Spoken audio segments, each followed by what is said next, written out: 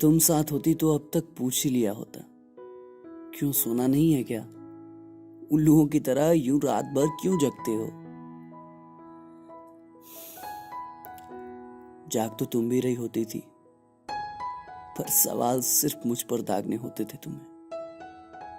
तुम मेरे साथ जागती भी क्यों ना? इश्क जो था तुम्हें मुझसे, मेरी आंखों में बिना नींद रखे तुम्हें कहां से नींद आती?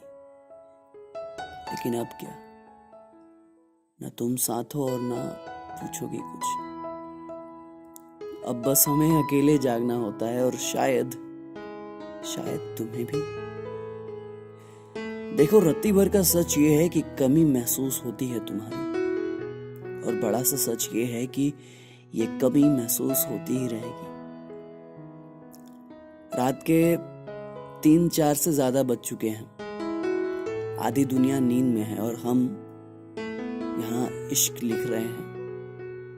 निठल्ले नहीं बैठे हैं, बस यूं कह लीजिए कि रात सी काली इश्क की स्याही में खुद को डुबोकर इश्क के लिए इश्क लिखा जा रहा है। तुम्हें खोने के बाद बहुत कुछ बचा है मेरी जिंदगी में, जिसमें से सबसे ज्यादा तुम हो। इश्क है, इंतजार है, स्याही है, जरा सी रात है, और वक्त बहुत सारा है तुम्हें लिखने के लिए। चलो, हम इश्क लिखते रहेंगे, तुम्हारे लिए और सिर्फ तुम्हारे लिए।